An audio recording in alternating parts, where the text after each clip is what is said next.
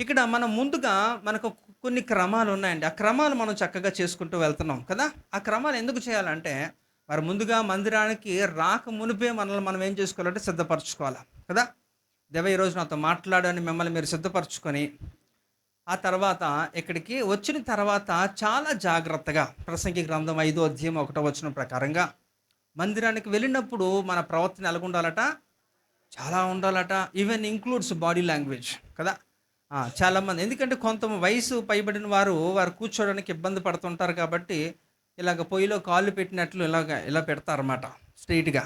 మరి ఆళ్ళు కుర్చీలో కూర్చోమన్నా వాళ్ళు కూర్చోలేరు. ఇలాగ అందువల్ల ఏం చేస్తారంటే బయట కూర్చుంటారు. సో, నేనేమని అనట్లేదు కానీ, కొన్ని యొక్క క్రమాలు, కొన్ని విధులు అది మంచిది. ముందుగా మనం ఇక్కడ రాకమునుపే మనల్ని మనం సిద్ధపరచుకొని, దేవుడు మనతో మాట్లాడాలని మనం ఒక ప్రత్యేకంగా ఒక ప్రార్థనలో గడిపి రావాల. అది క్రమం, అది విధానం. వచ్చిన తర్వాత ప్రార్థన చేసుకొని, మరి దేవుణ్ణి స్తుతించి కొన్ని పాటల ద్వారా, ఆ తర్వాత క్రమాలు ఏవైతే ఉన్నాయో మనకి ఒక కీర్తన ధ్యానం అనేది అది చేసి, ఆ తర్వాత మనం ఆరాధనలోకి వెళ్తాం. ఆరాధన తర్వాత మరి దేవుని యొక్క వర్తమానం ఉంటది. ఇది ఒక విధానం. ఇది కామన్‌గా మోస్ట్‌లీ అన్ని సంఘాల్లో జరిగేదే. ఆ! కనుక అయితే ఇలాంటి విషయాల్లో I think it is more loud. కొంచెం తగ్గి. కనుక ఇప్పుడు మనం ఏం చేద్దామంటే, ఇప్పుడు ఈ ఆరాధన మనం ఖచ్చితంగా చెయ్యాలి. అంటే చెయ్యాలా అంటే చేస్తే బావుంటది. లేకపోతే నీరసం అయిపోతాం అని వివిధ రకాలు చెప్తున్నాను. నీరసాన్ని పక్కన పెడితే, ఆరాధన లేకుండా డైరెక్ట్‌గా మీరు వాక్యాన్ని వింటే, ఆ వాక్యము ఫలించదు. ఎందుకంటే, ఈ ఆరాధన అనేది ఏంటంటే ముందుగా ఎవరైతే వాక్యాన్ని విత్తుతున్నారో, ఆ వాక్యాన్ని విత్తడానికి ముందుగానే మీ హృదయాన్ని సిద్ధపరుస్తది. మీ హృదయంలో అంటే నిజమైన ఆరాధికులు మళ్ళా ఇది కూడా చెప్తున్నాను. నిన్న కూడా మనం మాట్లాడుకున్నాం ఇద్దరు గురించి. ఎవరాలు? క్రైస్తవులు, నిజ క్రైస్తవులు. ఇందులో కూడా ఆరాధికులు, నిజ ఆరాధికులు, నిజమైన ఆరాధికులు. వాళ్ళు కూడా ఇలాగ డూప్లికేట్ ఉంటారు. కనుక ఏదో ఆళ్ళతో పాటు జాయిన్ అయిపోయి గబగబా కళ్ళు మూసేసుకొని ఏదో గట్టిగా రిసీసి 2 మాటలు ఆళ్ళతో పాటు ఏకీవించి కూర్చుని పోవడమే అంతే. దానివల్ల ఎటువంటి ఉపయోగం లేదండి. ఊరికనే మన దేవుడు అల్లరికి కర్త కాదు కదా! ఆ!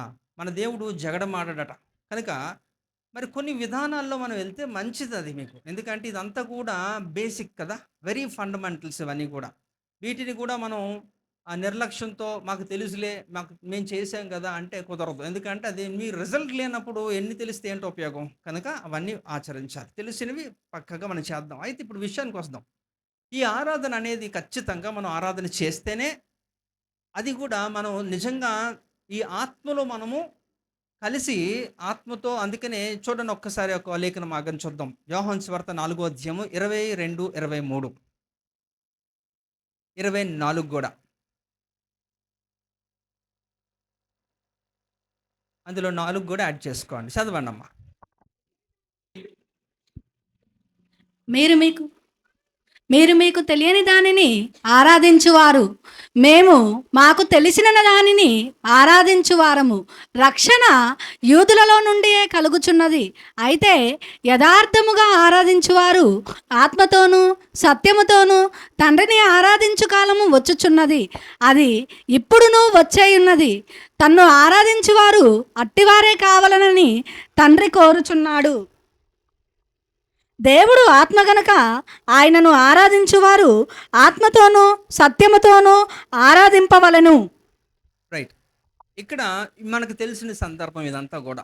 ఇక్కడ సమరయ స్త్రీతో యేసు ప్రభువారు 4 అధ్యాయంలో మాట్లాడుతున్న కాన్వర్జేషన్ అంతా గూడా. ఇదంతా కూడా వారి సంభాషణ. యేసు ప్రభువారు ఆ స్త్రీతో మాట్లాడుతున్న సందర్భంలో ఈ ప్రత్యేకంగా 22-24 వచనాలు చాలా ప్రాముఖ్యం. మీరు ఆలోచించాలి. అయితే సాధారణంగా మీరు గమనించండి, ఈ యొక్క లేఖన భాగాన్ని చాలామంది కోట్ చేస్తారు. ఈ ఆరాధనకు సంబంధించి లేకపోతే మనం ఎలా ఆరాధించాలనేది బావుంటది గానీ, 23, 24 మోస్ట్‌లీ కోట్ చేస్తారు గానీ, 22ని దాని గురించి మాట్లాడరు. కానీ ఇక్కడ 22 కూడా నేను కోట్ చేయడానికి గల కారణం ఒకటుంది. ఒక్కసారి పరిశీలన చేయండి. మీరు మీకు తెలియని దానిని ఆరాధించువారు. మేము మాకు తెలిసిన దాన్ని ఆరాధించువారము అని ఉందక్కడ. అంటే ఇక్కడ ఇప్పుడు నాకు చెప్పండి, మనిషిని దేవుడు ఎందుకు సృష్టించాడండి? చెప్పాలి. మీరు నా మొహం చూడొద్దు. త్వరగా చెప్పేసేలా. ఇంకా? ఇంకా? ఇంకొక రీజన్ కూడా ఉంటది. ఆ! ఆయన చిత్తాన్ని మనము చేయడానికి కొరకు, ఆయన్ని ఆరాధించడం కొరకు మాత్రమే దేవుడు సృష్టించాడు. అయితే ఈ క్రమంలో అంటే ఇంకేం పని లేదా మనిషికి? ఇదేనా పని? ఇంకేమి చేయరా అంటే, ఈ పని చేస్తున్నప్పుడు మనకి కావాల్సిన అవసరతలన్నీ కూడా ఆటోమేటిక్‌గా దేవుడు తీర్చేస్తా ఉంటాడు. ఆయన చిత్తం మనం చేస్తున్నప్పుడు. అందుకనే మత్తయి సువార్త 6 అధ్యాయము 33లో ఏముందట? మొదట ఆయన రాజ్యమును, నీతిని ఆ తర్వాత ఏంటట? అవన్నీ గూడా ఏంటవన్నీ? మీ యొక్క అవసరతలు. ఇవన్నీ గూడా అంటే దేవుడెప్పుడూ కూడా మనకి ఏం అవసరతలున్నాయో అవన్నీ తెలియనివాడు కాదు కదా! నిన్ను సృష్టించిన వాడు నీ అవసరతలు ఎరిగినవాడు. కనుక వాటన్నిటిని కూడా తీర్చగలవాడు గూడా. అయితే ఆయన చెప్పింది మనం చేయడంలోనే ఇక్కడ నిర్లక్ష్యము లేకపోతే ఇంకా మనం దాన్ని పట్టించుకోమనమాట. వదిలేస్తాం. కానీ ఇక్కడ చేయాల్సిందేంటంటే, ఆయన మనల్ని ఎందుకు సృష్టించారో మనం తెలుసుకోవాలి. మనం ఆయన చిత్తాన్ని నెరవేర్చడానికి, ఆయన ఆరాధించడానికి. అయితే అందువలనే మీరు గమనించండి క్రైస్తవుడే కాదు ఎవరైనా సరే మనిషి అన్నవాడు ఎక్కడన్నా సరే మీరు గమనించండి. మనిషి వాడు ఒక పుట్టుకే అంటే వాడిని దేవుడు తయారు చేసిందే ఎలా తయారు చేశారట? ఇన్‌బుల్ట్ అనమాట. అంటే ఒక డిఫాల్ట్‌తోనే ఉంటాడు. ఎలా అంటే ప్రతి మనిషి కూడా వాడి యొక్క హృదయంలో వాడికి తెలియకుండానే ఒక ఆరాధన భావం అనేది ఉంటది. అది ఇర్రెస్పెక్టివ్ ఆఫ్ ట్రైబ్. అంటే ఎలాంటి తెగవారైనా సరే, క్రైస్తవులే అవసరం లేదు. మనిషి అన్నవాడు ఎవరికన్నా సరే, ఆ ఆరాధన భావం అనేది వారి హృదయంలోనే ఉంటది. అంటే వారి జన్మం లోనే అది ఉంటదనమాట. వారి పుట్టుకలోనే అది అలా ఉంటది. అందువల్ల మీరు గమనించండి. ఇప్పుడు నీకు నాకు తెలుసు. మనం రక్షణ పొందాం కాబట్టి సత్యదేవుడు ఎవరో మనకు తెలుసు. ఆరాధిస్తున్నాం. తెలుసుకున్నాం. రక్షణ పొందాం. కానీ తెలియని అన్యులు వారు ఆరాధన భావంతోనే అసత్యాన్ని కూడా వారేం చేస్తున్నారు? ఆరాధిస్తున్నారు. సరే పోనీ వారికి కనీసం నాగరికత ఉంది. సివిలైజ్డ్ పీపుల్ కాబట్టి, చదువుకున్నవారు కాబట్టి కాస్త విచక్షణ ఉంటది. కానీ చదువు లేని వారు, అనాగరిక ప్రజలు అయిన ఇక తెగవారు ఎక్కడో రిమోట్ ప్లేసెస్‌లో ఉంటారు. ఏదో కొండల్లో, కోణల్లో ఉంటున్న వారికి గూడా వారు గూడా మీరు గమనించండి ఒక చెట్టునో, ఒక రాయితనో, దెన్నో దానికి ఏదో ఒకటి చేసి దాని చుట్టూ తిరుగుతూ దండాలు పెడుతూ వారికి వచ్చిన ఒక భాషలో వారు ఆరాధిస్తూ ఉంటారు. అది కారణం ఏంటంటే మనిషిని దేవుడు నిర్మించినప్పుడే ఆ ఆరాధన భావం అనేది వారి హృదయంలో పెట్టాడు. అయితే ఇక్కడ పాయింట్ ఏంటంటే మనము తెలుసుకోవాల్సింది ఏంటంటే ఈ 22 అందుకనే ఆ సమర స్త్రీతో దేవుడు ఆ మాటలు మాట్లాడుతున్నాడు. ఏంటట? చదవండది. చదవాలి. మీరు మీకు తెలియని దానిని ఆరాధించువారు, ఆ! మేము మాకు తెలిసిన దానిని ఆరాధించువారము. అది. అంటే ప్రతి ఒక్కరు గూడా ఈ భూమి మీద ఉంటున్న వారికి నాస్తికులు సైతము గూడా వారికి గూడా ఒక భావం ఉంది. ఆరాధన భావం ఉంది. అది సత్యమా? అసత్యమా? పక్కన పెట్టండి. గానీ వారికి అది ఇన్‌బుల్ట్ అనమాట. సో, అలాగా అంటే దేవుడైతే ఇది మనం తెలుసుకోవాల్సిందేంటంటే దేవుడు అంటున్నాడు, "ఇగో మీకు మీరు తెలియని దానికి మీరు ఆరాధిస్తున్నారు. కానీ నేను తెలిసిన దాన్ని ఆరాధిస్తున్నాను." అంటూ ఇప్పుడు కొనసాగింపుగా 23, 24 చదివితే మనకో క్లారిటీ వచ్చేస్తది. ఎందుకంటే ఇప్పుడు మనం ఎప్పుడు వెతుకుతామండి? ఎప్పుడు వెతుకుతాం మనం? వెతుకుతున్నారనుకోండి. ఎప్పుడు వెతుకుతారు? కనబడలేనప్పుడు, పోయినప్పుడు, అది మీకు అవసరం అనుకున్నప్పుడు. అవునా? ఇక్కడ కూడా యథార్థవంతులనట అక్కడ 23లో చూడండి. అయితే యథార్థముగా ఆరాధించువారు ఆత్మతోనూ, సత్యముతోనూ తండ్రిని ఆరాధించు కాలం వచ్చుచున్నది. అది ఇప్పుడునూ వచ్చి ఉన్నది. తన్ను ఆరాధించేవారు అట్టివారే కావాలని తండ్రి కోరుతున్నాడట. అంటే ఇక్కడ దేవుడు ఒకటి ఫిక్స్ అయ్యాడు. ఏంటంటే వెతుకుతున్నాడు. యథార్థవంతులను వెతుకుతున్నాడు అనేసంటే దాని అర్థం ఏంటి? అక్కడ యథార్థవంతులు లేని వారు కూడా ఉన్నారనే కదా అర్థం. అవునా కదా? అంటే ఇక్కడ దేవుడు అలా చెప్పకపోవచ్చు. కానీ ఆయన చెప్పిన దాన్ని అర్థం చేసుకుంటే రెండో భాగం కూడా మనకి తెలిసిపోద్ది. ఏదో కథల్లోని ఆటిల్లోని ఏది వింటూ ఉంటారు కదా! వర్షం పడుతుందండి? బయట తడిసిపోతారు కదా మరి. కొంచెం చూసుకోండి. ఓకే. సో, ఇక్కడ మనం తెలుసుకోవాల్సిన ఒక విషయం ఏంటంటే, దేవుడు వెతుకుతున్నాడు అనేసంటే ఆయనకి దొరకట్లేదని అర్థం. యథార్థవంతులు కావాలనుకుంటున్నారు అనేసంటే యథార్థవంతులు లేరనే అర్థం. కాబట్టి ఇలాంటి యొక్క దేవుడు కోరుకుంటున్నాడు. ఆ 24లోకొస్తే దేవుడు ఆత్మ కనుక ఆయనను ఆరాధించువారు ఆత్మతోనూ సత్యముతోనూ ఆరాధించాలట. అంటే ఇక్కడ మనకొక ఒక నమూనా ఇచ్చేసాడు. ఒక ఫార్ములా ఇచ్చేసాడు. అది మనం ఫాలో అయిపోవాలి. ఇప్పుడు ఆరాధనలు చాలామంది చేస్తారు. అయితే ఈ ఆరాధన నిజంగా దేవుని దగ్గరికి వెళ్తుందా? దేవుడు దాన్ని అంగీకరిస్తున్నాడా? దానికి తగిన ప్రతిఫలం మీకిస్తున్నాడా? అనేది కనీసంగాను మనకు తెలుసుకోకపోతే, మీరు ఇన్ని సంవత్సరాలు చేసిన ఆరాధన సున్నా. దానివల్ల ప్రతిఫలం రాదు. పైపెచ్చు ఇతరులకి ఇరిటేటింగ్‌గా ఉంటదనమాట. ఏంట్రా బాబు ఈడు గోల అన్నట్టుగా ఉంటది. అన్యులకైతే మరి ఎందుకంటే ఆళ్ళకి అసలే తెలీదు కాబట్టి. కనుక దీన్ని ఒక విధానంలో, ఓ పద్ధతిలో దేవుడు చెప్పిన విధానాలేంటో మనం చూద్దాం. అయితే ముందుగా ఆరాధన చేయాలంటే నీకు కొన్ని యొక్క అర్హతలు, క్వాలిటీస్ కావాలా? మొట్టమొదటిగా ఆరాధన ఎవరికి చేయాలి అనేసంటే ఇక్కడ ప్రకటన గ్రంథం 4 అధ్యాయంలో 11 వచనంలో ఒక మాట ఉంటది చూద్దామా? చూడండి ఒకసారి. ఆ 24 పెద్దలు సింహాసనమందు ఆసీనుడై ఉండవాని ఎదుట సాగిలపడి యుగయుగములు జీవించుచున్నవానికి నమస్కారము చేయుచు, ప్రభువా మా దేవా, నీవు సమస్తమును సృష్టించితివి, నీ చిత్తమును బట్టి అవి ఉండెను, దానిని బట్టియే సృష్టింపబడెను గనుక నీవే మహిమ, ఘనత, ప్రభావములు పొందునర్హుడవని చెప్పెను. కదండీ! ఎవరండి పొందుకోవడానికి అర్హత ఉన్నవారు? యేసు ప్రభువారు మాత్రమే. ఆయన ఒక్కడే ఆరాధనకి యోగ్యుడు. అంటే ఆయనకి తప్ప మరి ఇంకెవ్వరికి మీరు ఆరాధన చేసినా మీరు పాపము చేసిన వారవుతారు. ముఖ్యంగా మీరు గమనించండి. పాత నిబంధన గ్రంథంలో లేఖనాలన్నీ కూడా ఎక్కువగా మాట్లాడుతుందంటే నేనే దేవుడును. నేను తప్ప వేరొక దేవుడు మీకు లేడు.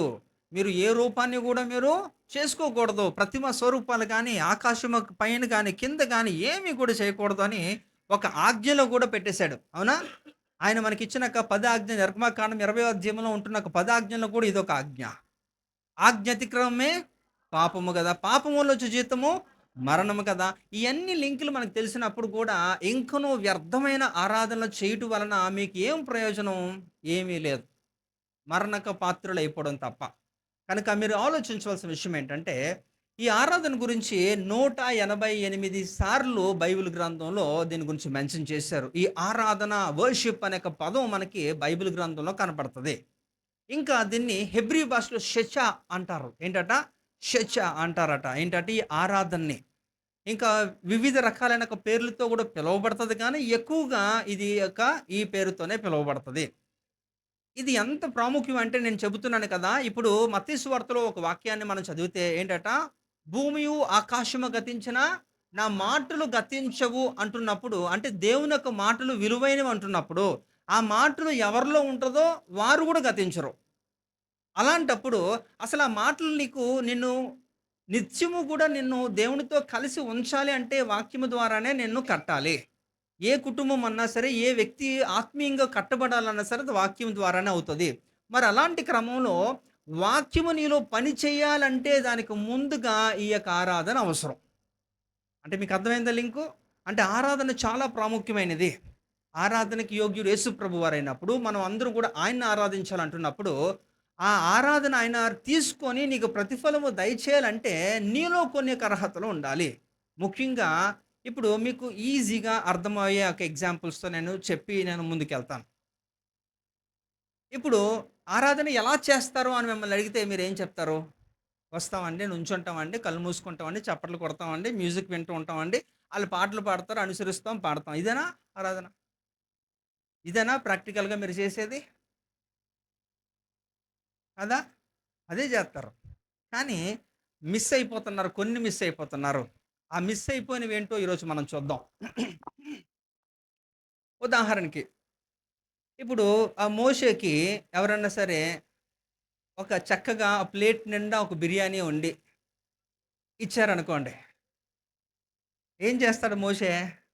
మాట్లాడకుండా ముందు తినేసి చేస్తాడేమో ఆడి సంగతి నాకు తెలీదు. అయితే ఎవరన్నా అలా ఇచ్చారనుకోండి, మీరు తినకుండా సూపర్ ఉంది బిర్యానీ అంటే ఎలా ఉంటది?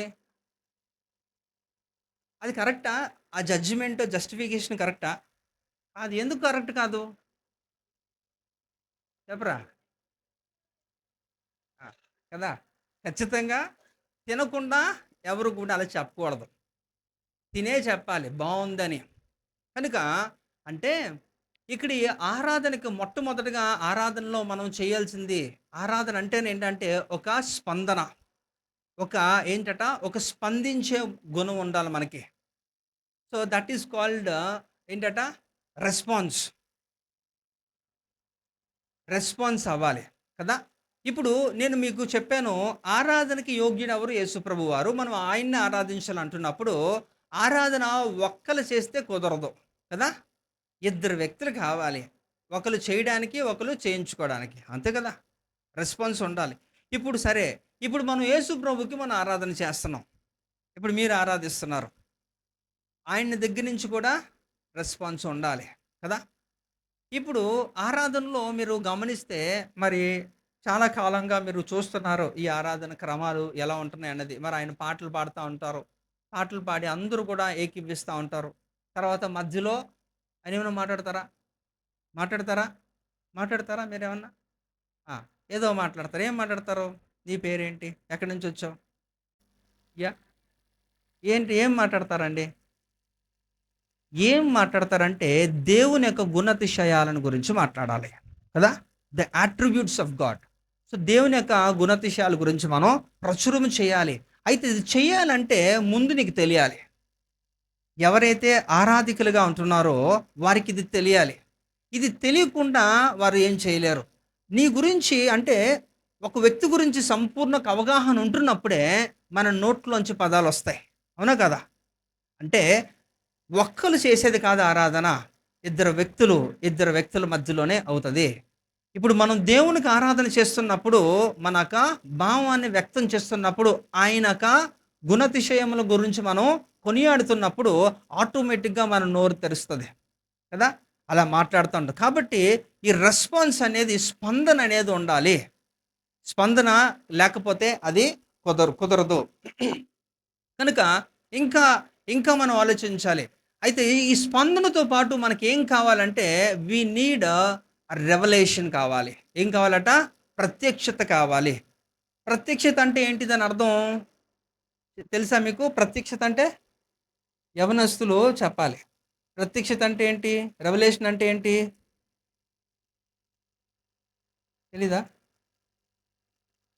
రెవల్యూషన్ అంటే ఏంటి? ప్రకటన గ్రంథంలో ఉన్నది అదా?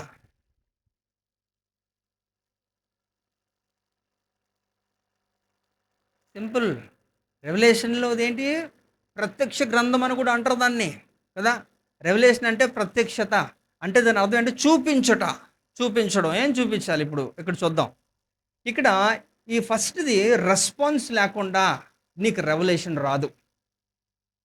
రెస్పాన్స్‌తో పాటు రెవల్యూషన్ ఉండాలి. రెవల్యూషన్ అంటే ప్రత్యక్షత. సరే దీనికి ఇంకా మీకు సులువుగా అర్థం అవ్వాలంటే ఇక్కడ లేడీస్ ఎక్కువ మంది ఉంటారు ఎప్పుడు కాబట్టి ఆహ్, ఇప్పుడు వెంకటేశ్వరం ఉంది. తను ఒక 10,000 చీర తనకి రూ. 1000కి వచ్చింది. వచ్చిందమ్మా? రాలేదు. వస్తది. ఓకే. 10,000 చీర రూ. 1000కి వచ్చిందంట తనకి. అయితే తనేం చెప్పిందంటే ఇంటి దగ్గర చుట్టుపక్కల అందరికీ కూడా చెప్పిందంట. నాకు ఇగో మంచి చీర 10,000ది రూ. 1000కి వచ్చింది అంటే చుట్టుపక్కల అందరూ కూడా ఏకీవించి అవునా? ఓహో! అవునా? అలా అంటున్నారట. ఆ తర్వాత ఏం చేశారట అంటే ఆమె చెప్పినప్పుడు వారి యొక్క స్పందన అలా ఉంది. కానీ ఎప్పుడైతే చీర తీసుకొచ్చి చూపించిందో వావ్! అన్నారట. అర్థమైందా? అలాగా ఏం చేశారట అంటే ఎప్పుడైతే దాన్ని చూసారో చాలా అద్భుతంగా ఉంది. నువ్వు చెప్పిన దానికంటే చాలా బావుంది అని వారు ప్రతిస్పందించారు. ఎందుకంటే చూసింది కాబట్టి. చూసినప్పుడు ప్రత్యక్షత నీకు చూపించినప్పుడు నువ్వు మాట్లాడతావు. అంటే ఇక్కడ నువ్వు ఆరాధించడానికి ప్రధానమైనది ఏంటట? రెస్పాన్స్ ఉండాలి. ఒక స్పందన ఉంటున్నప్పుడు ఒక ప్రత్యక్షత కలుగుతది. ప్రత్యక్షత కలిగినప్పుడు నువ్వేమవుతావట? అంటే దేవుడు ఏంటో అనేది నీకు తెలిసినప్పుడు, దేవుడు ఏంటో నీకు తెలిసినప్పుడు ఆటోమేటిక్‌గా నువ్వు మాట్లాడకుండా మౌనంగా అయితే ఉండవు. ఓకే. సో, నువ్వు మాట్లాడుతా ఉంటావు. మాట్లాడడమే కాదట.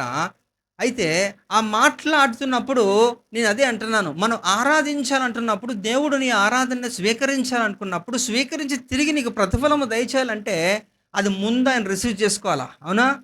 ఆయన రిసీవ్ చేసుకోకుండా నువ్వు ఒక్కడివే స్పందించి, నువ్వే మాట్లాడి ఇలా చేయడం వలన ఎలాంటి ప్రయోజనం ఉండదు. మళ్ళా చెబుతున్నాను. సో, ద ఫస్ట్ స్టెప్ ఏంటట, వి నీడ్ ఎ రెస్పాన్స్. ఒక రెస్పాన్స్ ఉంటేనే ప్రత్యక్షత రెవల్యూషన్ వస్తది. ఈ రెవల్యూషన్ ఉంటేనే నీకు ఏముండాలంటే రెవల్యూషన్‌తో పాటు ఇంకొకటి కావాలి. ఏంటిదంటే రిలేషన్ కావాలి. ఒక సంబంధం కావాలి. సో, ద ఫస్ట్ ఆర్ ఏంటట, మొదటి ఆర్ ఏంటట రెస్పాన్స్. రెండోది, మూడోది ఈ 3 ట్రిపుల్ ఆర్. ట్రిపుల్ ఆర్ అనగానే అక్కడెక్కడికో తిరక్కండి. ఇక్కడే ఉండండి. ఓకే. నేను అందుకనే దాన్ని అబ్రివేట్ చేస్తున్నాను కదా! మొదటిది రెస్పాన్స్ అయితే, ఆ తర్వాత రెవల్యూషన్ ప్రత్యక్షత నీకొచ్చినప్పుడు, ఆ తర్వాత సంబంధం.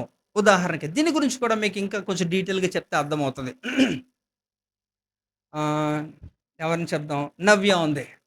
ఇప్పుడు నవ్య చక్కగా మంచి ఒక సారీ కట్టుకొని రోడ్డు మీద అలా వెళ్తుంది. అలా వెళ్తున్నప్పుడు ఎవరో చూసి నీ చీర చాలా బాగుందంటే, తన నుంచి రెస్పాన్స్ ఎలాగుంటది? చెప్పు తెగిపోద్ది.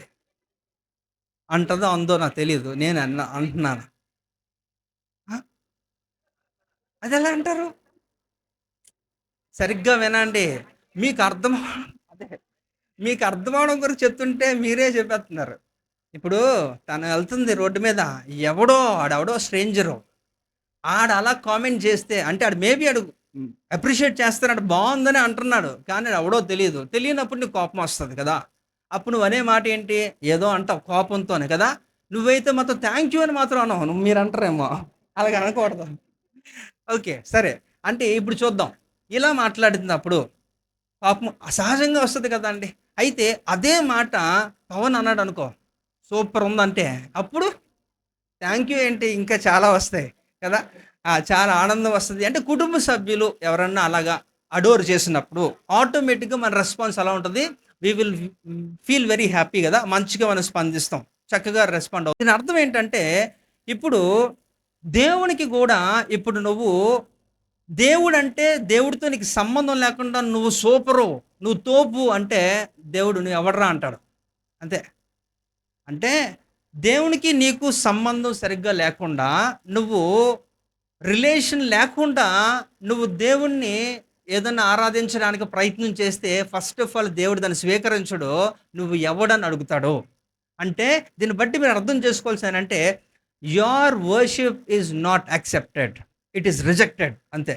అది దేవుడు స్వీకరించడు. దాన్ని తృణీకరిస్తాడు. పైపెచ్చు ప్రశ్నిస్తాడు గూడా. మీకు అర్థమైందా? అంటే ఈ యొక్క ఆరాధన చేయాలంటే ఈ 3 చాలా ప్రధానమైనది. మొదటిది ఏంటంట, ఒక స్పందన ఉండాలి.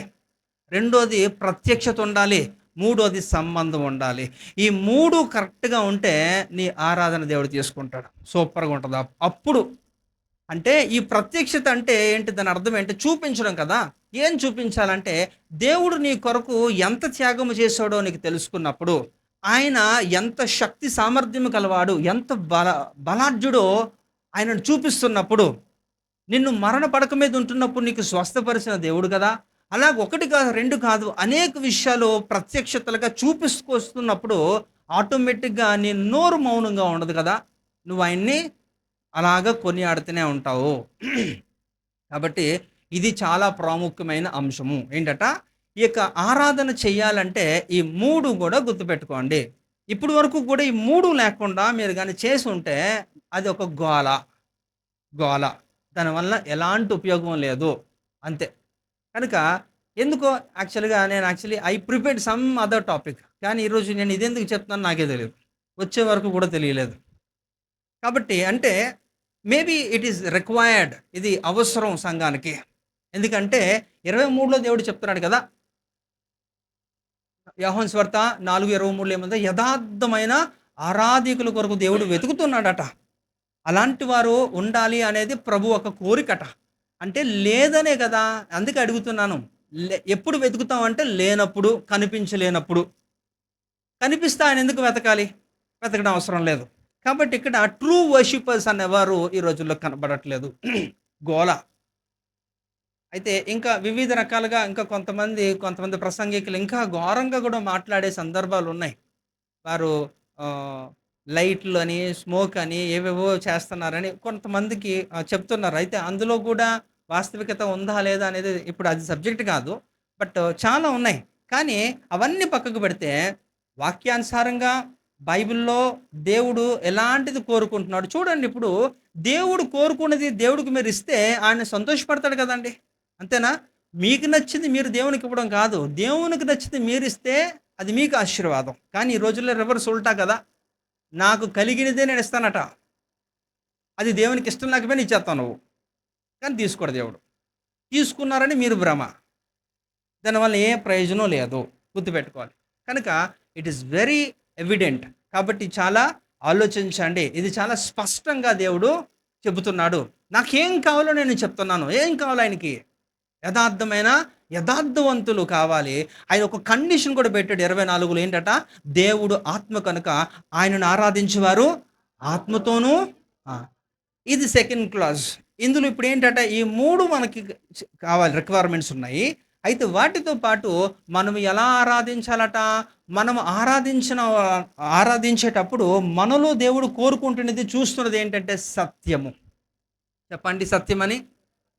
అంటే యథార్థత మనం కనపరచాలి. మన జీవిత కాలం అంతా కూడా మనకు అది రెగ్యులర్‌గా మనకు జీవితమే ఆ శైలి అలా ఉండాలంతే. సందర్భానుకూలంగా యథార్థత మనం ప్రకటించకూడదు, అలది చూపించకూడదు గానీ, your life should be truthful life. అలా ఉండేటట్లు మనం చేసుకోవడానికి మనం ప్రయత్నం చేయాలి. అయితే మనం ఆరాధించింది ఆత్మతోనూ, సత్యముతో చేసినప్పుడు దేవుడికి అదే కావాలి. అదే తీసుకుంటాడు. హ్యాపీగా తీసుకుంటాడు. కాబట్టి ఇవి చాలా ప్రాముఖ్యంగా మనం నేర్చుకోవాల్సిన విషయాలు. అయితే ఇక్కడ మనం చూద్దాం. ఇక్కడ ముందుగా 147వ కీర్తన ఒకసారి చూద్దామా? 147లో 20 వచనాలు ఉంటాయి. ఒక 2 చదవండి. మన దేవునికి స్తోత్రగానము చేయుట మంచిది, అది మనోహరము. స్తోత్రము చేయుట ఒప్పిదము. యెహోవాయే యెరూషలేమును కట్టువాడు, చెదరిన ఇశ్రాయేలీయులను పోగు చేయువాడు. చాలా మీరు తర్వాత చాలా ఇంపార్టెంట్. ఎందుకంటే నేను ఎక్కడ ఏం తీసుకొచ్చినా దానికి ఒక బేస్ ఉంటుంది, ఒక నేపథ్యం ఉంటుంది. ఇప్పుడు ఈ కీర్తనకారుడు 147వ కీర్తన, దీనికి బ్యాక్గ్రౌండ్ ఏంటంటే ఈ 147వ కీర్తన రాయడానికి అసలు ఏంటి పునాది అనేసి అంటే నెహెమ్యా గ్రంథము ఇక్కడ మనం చూద్దాం. నెహెమ్యా గ్రంథం 12వ అధ్యాయంలో 27, అదిగోండి అదే చెప్తున్నాను ఇక్కడ. బ్యాక్గ్రౌండ్ ఆఫ్ 147 అంటే 147వ కీర్తన రాయడానికి గల కారణం, దాని యొక్క నేపథ్యం వెనకాతలు ఏం జరిగింది హిస్టరీ అంటే, ఇక్కడ నెహెమ్యా గ్రంథం 12వ అధ్యాయము, అందులో మనకి 27 నుంచి 43 వచనాల్లో ఉంటున్నదే స్టోరీ. యెరూషలేము ప్రాకారమును ప్రతిష్ఠించు కాలంలో వారు ఆ ప్రతిష్ఠాచారంను స్తోత్రగీతములతోనూ పాటలతోనూ స్వరమండల సితారా చేయు తాళములతోనూ సంతోషముగా జరిగించినట్లు. చాలమ్మా. అయితే మీరు నోట్ చేసి పెట్టేసుకోండి, ఎందుకంటే సమయం నాకు లేదు, త్వరగా ముగిస్తాను. అయితే యాక్చువల్గా ఈ నెహెమ్యా ఎవరండి? నెహెమ్యా ఎవరు? ఎవరు చెప్తున్నారు? నెహెమ్యా ఎవరు? ప్రాఫిట్ అమ్మా? నాకు తెలీదు. ఎవరు నెహెమ్యా ఎవరు? పోనీ ఎజ్రా ఎవరు? వెనకాతలు ఉన్నారు, ఆయన కాదు. బైబిల్ గ్రంథంలో ఉన్న ఎజ్రా గురించి మాట్లాడదాం. ఓకే, ప్రవక్త, యాజకుడు కదా, నాకు తెలిసిన నాలెడ్జ్ అంతే. రైట్.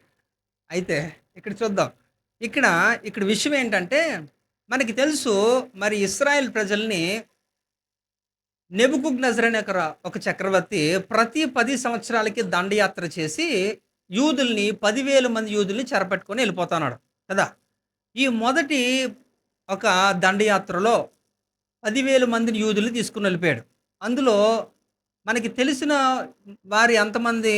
10,000 మంది యూదుల్లో మనకి తెలిసిన వారు నలుగురే. ఎవరాలు? సురేష్, రమేష్, అదిగో షడ్రక్, మేషక్, అబేద్నెగో, ఇంకా దానియేలు. మరి మిగతా 9,996 మంది ఏమయ్యారు? కారణం ఏంటో తెలుసా? వాళ్ళు they compromised with Babylonian culture. అంటే ఈ యొక్క బబులోను సామ్రాజ్యంలో వారు ఏం చేశారట, వారు రాజీ పడిపోయారు. రాజుతో పాటు. వారు ఏం చెబితే అదే. కానీ ఈ యొక్క 12 అధ్యాయాల్లో మనకి కనబడతారు. దానియేలు గ్రంథంలో ఈ యొక్క 12 అధ్యాయాల్లో మనకి కనబడిన ఈ నలుగురే మనకి ఆళ్ళ పేర్లు గూడా ఇవ్వబడ్డాయి. ఎందుకంటే వాళ్ళు సూపర్ హీరోస్ అయిపోయారు కాబట్టి. ఎందుకంటే రాజీ పడనొక జీవితం వాళ్ళది. ఏంటట చిన్న చిన్న విషయాలు తిండిలో గూడా రాజీ పడలేదు గదా! వాళ్ళు గట్టిగానే చెప్పేశారు. మనమైతే పర్లేదు చని ప్రార్థన చేసుకుందాం. ఎందుకంటే అపోస్తలుల కార్యం 10వ అధ్యాయం ఒక దుప్పటే కదా! అదే అందులో సకల జంతువులు ఉంటాయి. అన్నీ కూడా మనకు కావాల్సింది మనం హ్యాపీగా తినొచ్చు. ఏం పర్లేదు. ప్రార్థన చేసి ప్రతీది కూడా పవిత్రపరచబడతదట. మరి దేవుడు ఎందుకు లేవికాండం 11వ అధ్యాయంలో అక్కడ పవిత్రమైనది, అపవిత్రమైనది ఎందుకు అలాగా డిఫరెన్షియేట్ చేయాలి? సరదాగా ఖాళీగా ఉన్నాడు కాబట్టి మోషేకి చెప్పాడు. అంతేనా? కొంచెం ఆలోచించండి. కొంచెం ఆలోచించండి. దేవుడు ఏది చెప్పినా దాని గురించి అసలు మనకు తెలుసుకోవాలి. మనకు తెలుసుకోకపోవడమే లోపం. మీకు చెప్పేవారు ఉండరు. మీకు కూడా ఆసక్తి ఉండదు. కనుక ఇది చాలా స్పష్టంగా కొన్ని విషయాలు తెలుసుకోవాలి.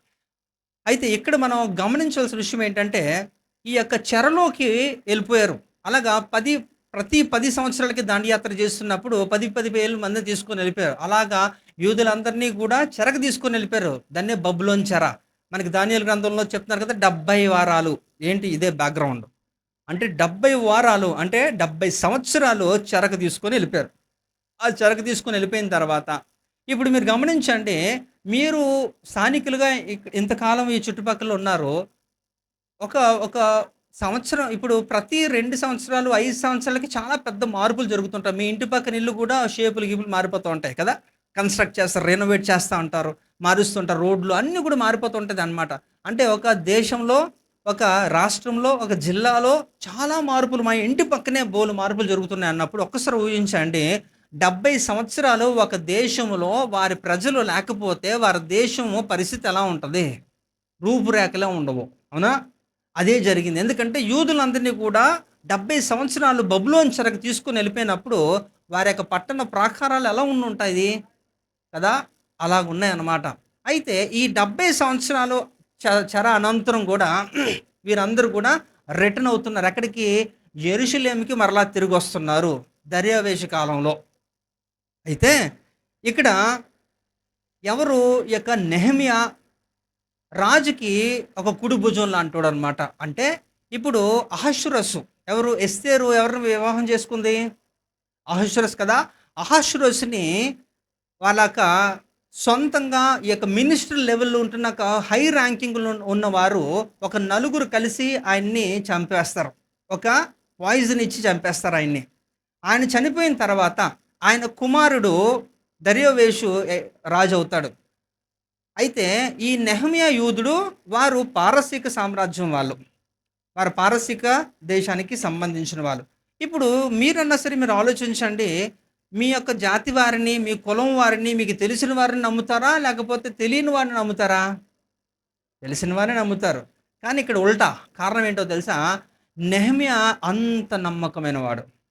చాలా నమ్మకమైన వాడు. రాజు దగ్గర ఎంత నమ్మకంగానంటే అంటే ఒకవేళ రాజుని చంపాలనే ఉద్దేశం నెహెమ్యాకుంటే నెహెమ్యా కూడా దర్యావేషుని చంపేయొచ్చు హ్యాపీగా.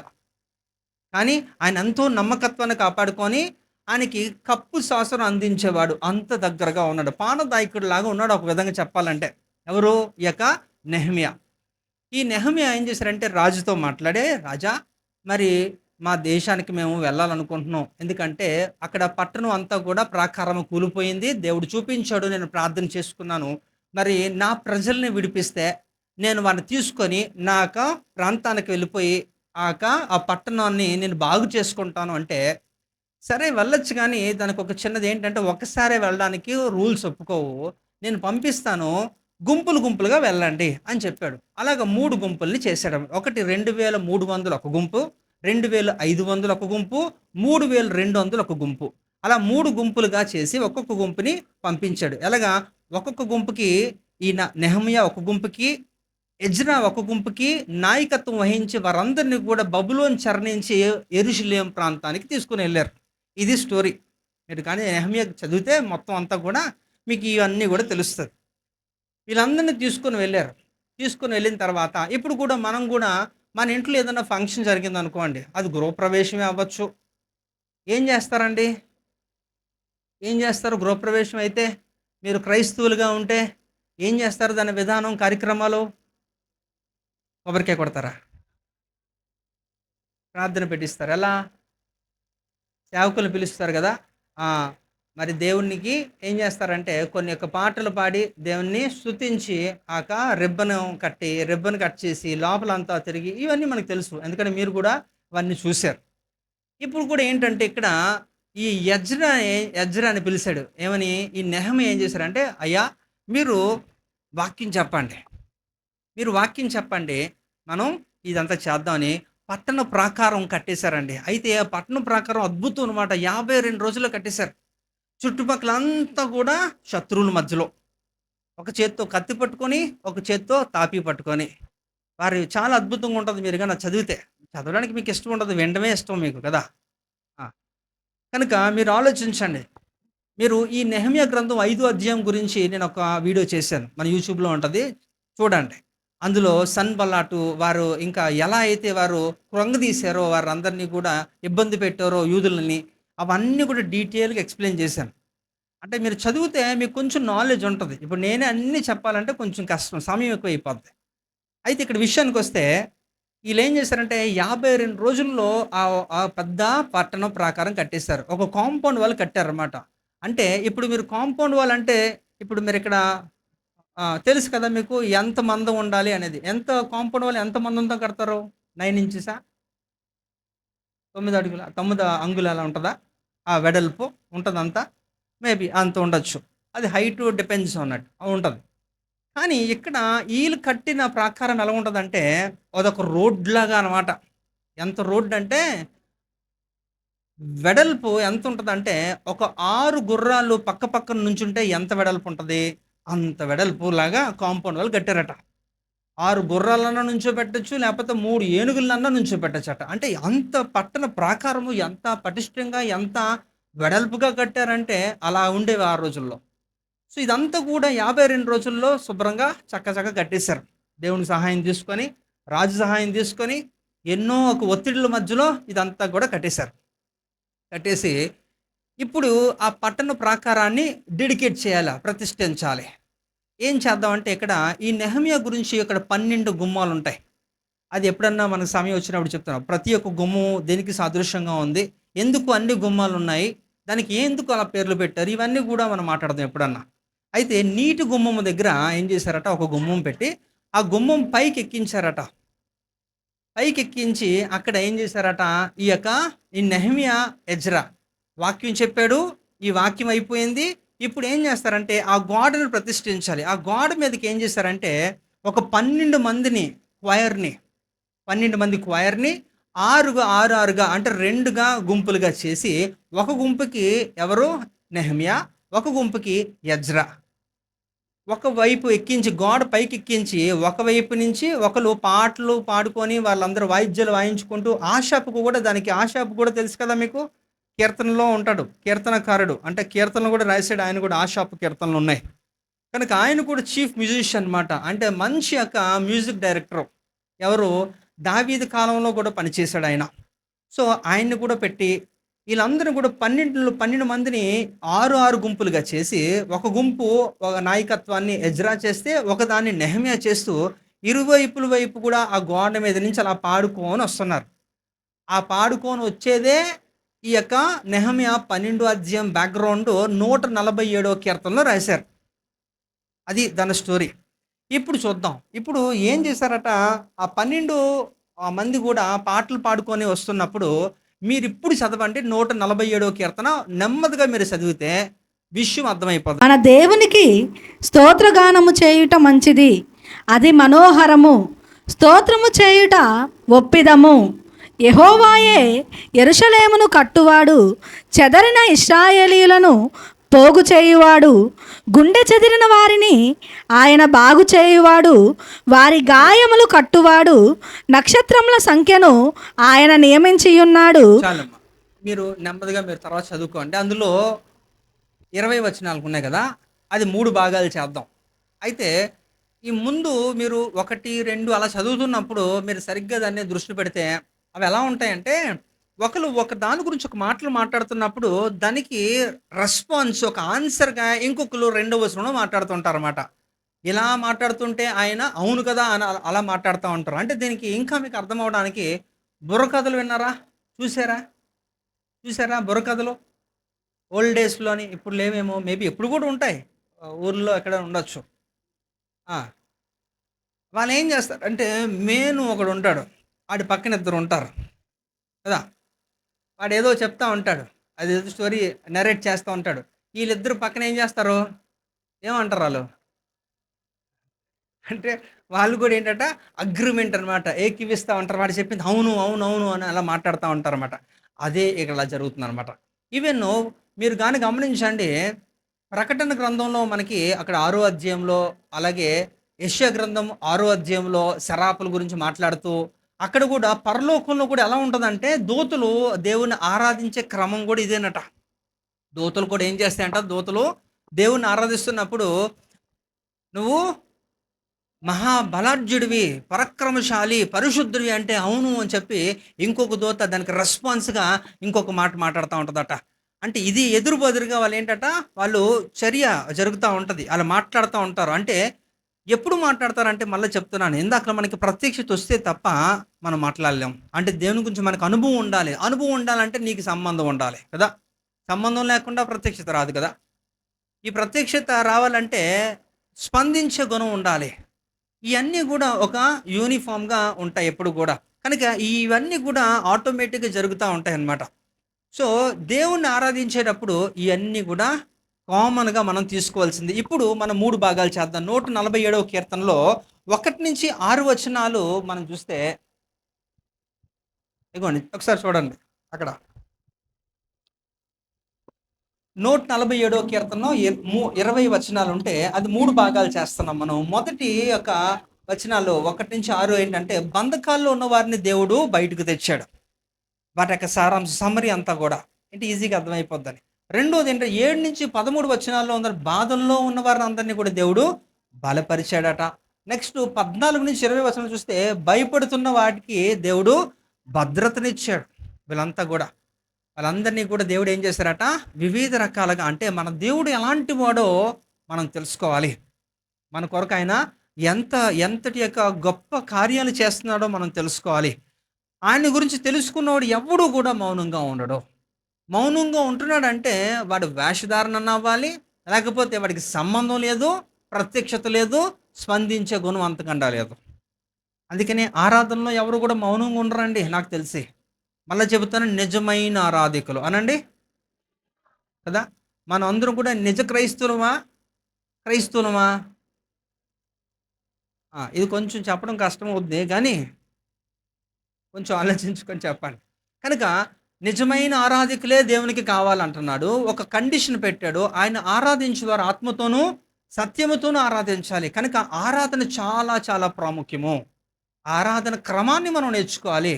ఎందుకంటే ఆరాధన సరిగ్గా మనం చేస్తేనే ఆ వాక్యము విత్తబడినది నీలో ఒక మొలకెత్తుతది. లేకపోతే అది కాదు. అందుకనే దీని గురించి కూడా కొలస్సీ రాసిన పత్రికలో అపోస్తలుడు పౌలు గారు కూడా కొలస్సీ సంఘానికి ఒక మాట తెలియజేస్తున్నారు. చూడండి 3:16లో చూడండి. సంగీతములతోనూ కీర్తనలతోనూ ఆత్మ సంబంధమైన పద్యములతోనూ ఒకనికి ఒకడు బోధించుచు బుద్ధి చెప్పుచు హ్మ్. కృపాసహితముగా మీ హృదయములలో దేవుని గూర్చి గానము చేయుచు సమస్త విధములైన జ్ఞానముతో క్రీస్తు వాక్యము మీలో సమృద్ధిగా నివసింపనీయుడి. అది అదండి చూడండి. సంగీతములతోనూ, కీర్తనలతోనూ, ఆత్మ సంబంధమైన పద్యములతోనూ ఒకనికొకడు బోధించుచు. అంటే ఇదేంటంటే రెస్పాన్స్. ఒకడికొకడు బోధించు. వాటి మాట్లాడుతున్నప్పుడు ఇంకొకరు స్పందించాలి. ఇలా జరుగుతున్నదట. ఇంకేంటంటే బుద్ధి చెప్పుచు కృపాసహితముగా మీ హృదయంలో దేవుని గురించి గానము చేయొచ్చు. అంటే ఇక్కడ మీరు చేస్తున్నది అందుకే చెప్పిన ఆరాధనకు యోగ్యుడు ఎవరండి? యేసు ప్రభువారే అంటున్నప్పుడు మీ ఆరాధన చెందవలసింది ఆయనకి. ఆయన స్వీకరించి తిరిగి ఇవ్వవలసింది ఆయన. అంతేనా? కానీ ఆయనకి చెల్లట్లేదు, ఆయనకిష్టం లేదు. మీరు కూడా ఆయన కోరుకున్న రీతిలో మీరు చేయట్లేదు. ఉపయోగం లేని యొక్క పని ఇదంతా కూడా. కనుక ఇది మనం గమనించాలి. అందుకనే ఇక్కడ చెబుతున్నాడు బోధించుచు ఇవన్నీ కూడా, బుద్ధి చెప్పుచు ఇవన్నీ కూడా చెబుతున్నాడు. ఎందుకంటే ఇది జరగట్లేదు కాబట్టి. కొంతమంది పాటలు పాడతారండి కదా! మన చర్చ్‌లో అందరూ కూడా ఆల్మోస్ట్ సింగర్సే కదా! చాలా మంచి సింగర్స్ చాలా. ఆ! మరి ఆళ్ళు పాటలు పాడతారు. ఎవరి కోసం పాడుతున్నారు అంటే, అంటే మామూలుగా నేను అడుగుతున్నాను మామూలుగా. ఎవరి కోసం అండి? దేవుని కోసమేనా? పోనీ ఎవరి కోసం పాడాలి? అదే కదా! కానీ చెప్పేది మాత్రం దేవుని కోసం పాడుతున్నాం అంటారు కానీ ఆ భ్రమ. ఎందుకంటే ఎందుకంటే పాడిన తర్వాత ఎలా పాడాను? బాగా పాడానా? బావుందా? పర్లేదా? బోలెడు క్వెషన్‌లు వస్తా ఉంటాయన్నమాట. ఇప్పుడు పాడింది దేవుని కొరకైనప్పుడు ఇంక ఫీడ్‌బ్యాక్ ఎందుకు నీకు? ఫస్ట్ ఆఫ్ ఆల్ కదా! అంటే ఇయన్నీ కూడా ఎందుకంటే వాళ్ళేంటంటే అదొక స్టేజ్ పెర్ఫార్మన్స్ అంతే. పెర్ఫార్మన్స్ ఇస్తే మాత్రం ఉపయోగం లేదు. ఇది అయితే అందరూ గూడా మంచి గాత్రం ఉంటదన్నాను. చాలా కొంతమంది వాయిస్ చాలా బాగోదు.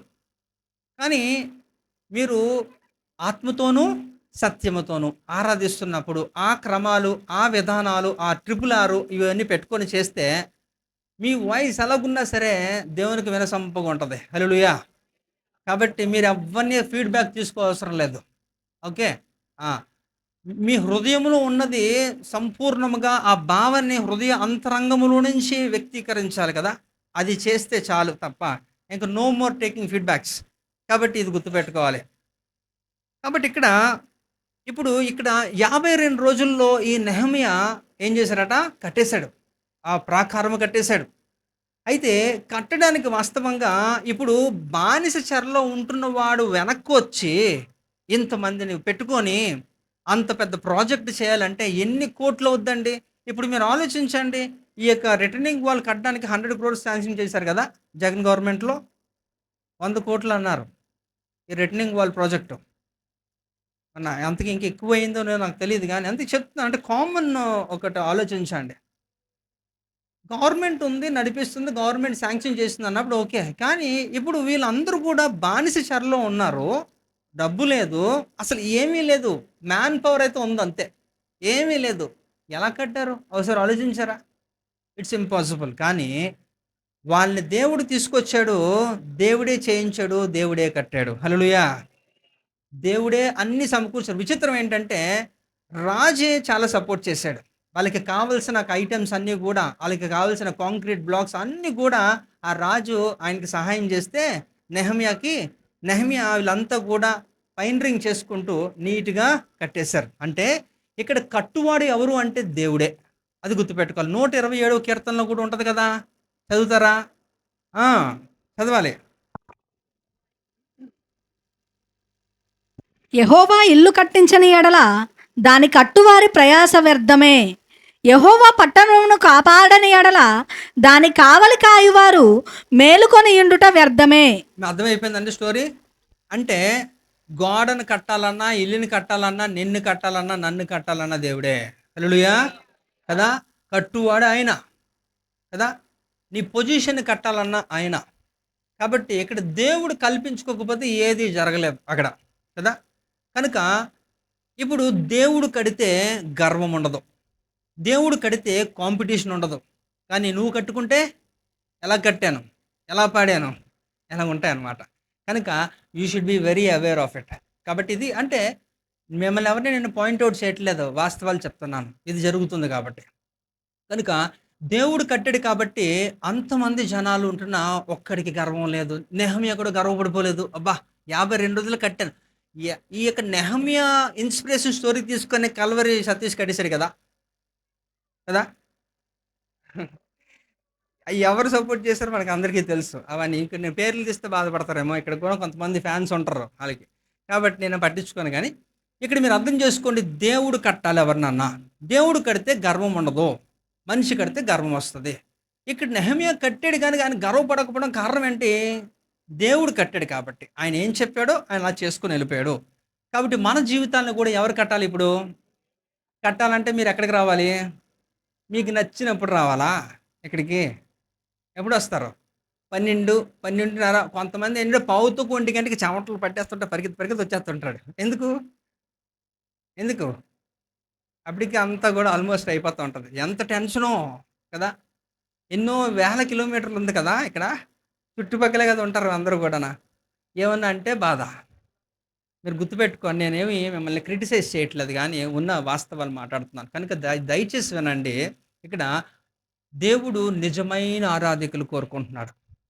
మనం నిజమైన ఆరాధన చేస్తేనే దేవుడు స్వీకరిస్తాడు. ఆ దేవుడు స్వీకరించాడంటే మాత్రం మీరు గుర్తుపెట్టుకోండి, మీరు ఊహించలేనిది దేవుడు మీ జీవితంలో కార్యం చేస్తాడు. దేవుని కార్యములు ఎప్పుడు కూడా కంటికి కనపడవు గానీ, we can always feel it కదా!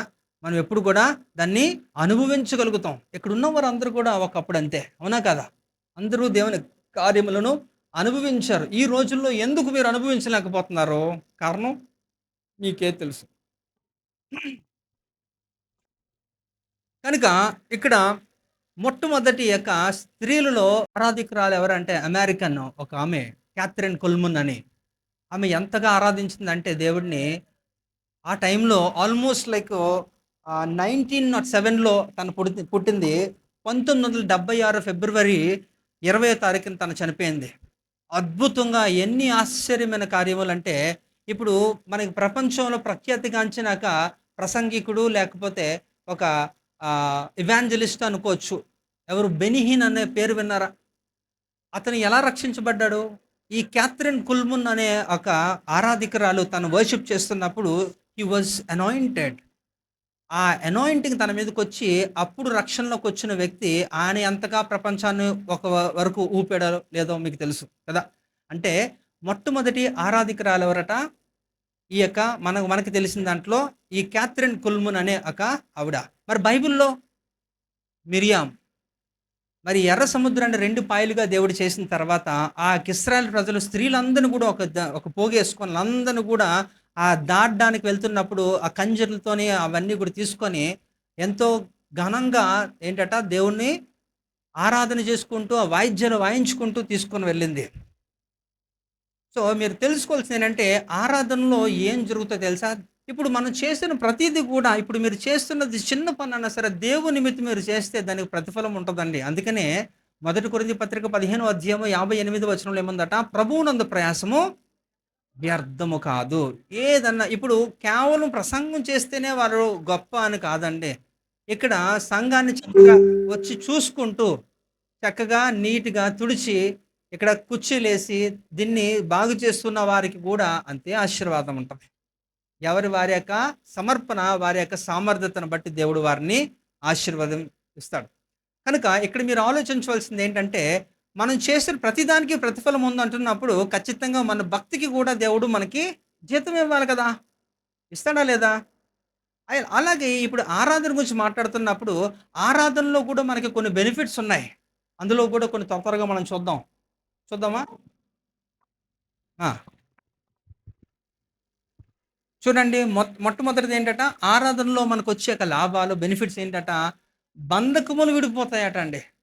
బంధకములు విడిపోతాయి. మీరు ఎలాంటి బంధకులు ఉన్నారో నాకు తెలీదు గానీ, మీరు నిజమైన ఆరాధికులుగా దేవుణ్ణి ఆరాధిస్తే మాత్రం నీకిది కలుగుతదట. చూడండి ఒకసారి ఇర్మియా గ్రంథము 20వ అధ్యాయము 13వ వచనం చూడండి. యెహోవాను కీర్తించుడి, యెహోవాను స్తుతించుడి.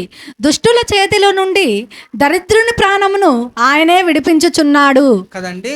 దుష్టుల చేతిలో నుంచి దరిద్రుని ప్రాణాన్ని దేవుడు విడిపిస్తాడు. ఎప్పుడు? ఈ ఆరాధన చేస్తున్నప్పుడు దేవుడు మనకి ఇచ్చే ఒక లాభం. దీనివల్ల మనకి ఇలా జరుగుతుంది. కాబట్టి మీరు ఎలాంటి బంధకులను అవ్వచ్చు, మీకు శత్రువులు ఉండొచ్చు, కనిపించినవి కనపడనివి కూడా. ఏదైనప్పటికీ కూడా వాటి నుంచి దేవుడు మిమ్మల్ని విడిపించగలుగుతాడు. మీరు నిజమైన ఆరాధన మీరు చేస్తే, మీరు నిజమైన ఆరాధికులుగా దేవుడు కోరుకున్న ఆరాధన మీరు చేస్తే దేవుడు మిమ్మల్ని విడిపిస్తాడు. రెండోది ఏంటట? ప్రత్యక్షతలు కలుగుతాయంట. చూడండి, ఆరాధన చేస్తే మనకేం కలుగుతుందట? ప్రత్యక్షతలు కలుగుతాయట. చూడండి, చదవండమ్మా సార్. తన పనివారితో మీరు గాడిదతో ఇక్కడే ఉండుడి, నేనును ఈ చిన్నవాడును అక్కడికి వెళ్ళి దేవునికి మ్రొక్కి మరలా మీ యొద్దకు వచ్చేదామని చెప్పారు. ఈ సందర్భం చెప్పగలరా? నాకు కొంచెం త్వరగా చెప్పాలా. ఈ సందర్భం ఏంటి? అబ్రహాము తన కుమారుణ్ణి ఇవ్వడానికి తీసుకొని వెళ్తున్న సందర్భం కదా. ఇక్కడ మీరు ఇంగ్లీష్‌లో గనక మీరు చూస్తే ఇక్కడ ఈ యొక్క మ్రొక్కి అని ఉంది కదా! ఇక్కడ ఇంగ్లీష్‌లో చూస్తే దే వర్షిప్డ్ అని ఉంటది. వారు ఆరాధన చేశారట. ఎక్కడ? మోరియా పర్వతం కింద. ఇది. ఆ పనివారితో మాట్లాడి వారక్కడ చేసి ఆ తర్వాత పైకెళ్ళినట్టు మనకక్కడ ఉంది. సరే, ఇప్పుడు ఆరాధన చేస్తే వచ్చే లాభాలు మాట్లాడుతున్నాం కదా! మొదటిది బంధకముల నుంచి మనం విడిపోతే రెండోదేంటట? మరి ఇక్కడ ఈ అబ్రాహాముకి ఏం ప్రత్యక్షత కలిగింది? చేశారు బానే ఉంది. మరి కలగాలి కదా! ఏం కలిగింది? సరే, ఇక్కడి నుంచి పైకెక్కారు. పైకెక్కిన తర్వాత అక్కడ ఏం జరిగింది? ఇస్సాకు ఏం చేశారంటే, "నన్ను చంపేద్దామని ప్లాన్ చేసావు కదా! అంతేనా?" అని చెప్పి ఆళ్ళ నాన్నని నోటుకొచ్చినట్టు తిట్టి, అబ్రాహామును బూతులు తిట్టి, అబ్రాహాము చేతులు, కాళ్ళు కట్టేసి, "దేవా ఇదిగో నీకు బలే కావాలి కదా! ఎవరైతేనేంటి" అని చెప్పి ఆయన్నే ఇచ్చేసాడా? ఇలా ఏం చేయలేదు. ఇస్సాకుని బలి ఇవ్వడానికి ఆయన అన్నీ సిద్ధం చేశాడు. అలా చేస్తున్న క్రమంలో కత్తి ఎత్తినప్పుడు దేవుని యొక్క స్వరం మాట్లాడుతూ ఏం చేసిందట? ఆపేశారు. బలి ఆపిన తర్వాత జరిగిన విషయం ఏంటంటే, ఆ కొనసాగింపుగా వాక్యాలు మీరు చదువుకుంటే పొదల్లో ఒక పొట్టేలుంది. దేవుడు ఏం చేశారట? ఒక ప్రత్యక్షతను చూపించాడనమాట. ఇదిగో నువ్వు వచ్చినది పని ఏంటి? ఏమివ్వాలి? బలికే నేను పిలిసాను. నేను అడిగింది బలే. కానీ ఇప్పుడు ఇగో ఈ బలి ఇవ్వు అని చెప్పి ఆ బలి తీసుకొని దేవుడు వారిని ఆశీర్వదించి పంపించేశాడు. కనుక ఆరాధనలో మనకి కలిగేది ఏంటట? బంధకముల నుంచి మనకి విముక్తి వస్తది. విడిపించబడతాము. ఇంకా ప్రత్యక్షతలు కలుగుతాయి. ఇంకా ఏం కలుగుతుందట? చూడండి నెక్స్ట్. ఆ! ఇక్కడ ప్రభుతో సంబంధం ఉంటది. కానీ ఇక్కడ ఈ వచనాన్ని చూస్తే ఈ రోమా ప్రభుత్వంలో ఈ రోమీలకి ఆయన ఇస్తున్నాడు. ఎవరు? అపోస్తలుడు పౌలు గారు. ఏంటట? దేవుని ఆత్మ మీలో నివసించని ఎడల మీరు ఆత్మ స్వభావం గలవారే గాని శరీర స్వభావం గలవారు కారు. ఎవడైనను క్రీస్తు ఆత్మ లేనివాడైతే వాడు ఆయన వాడు కాదు.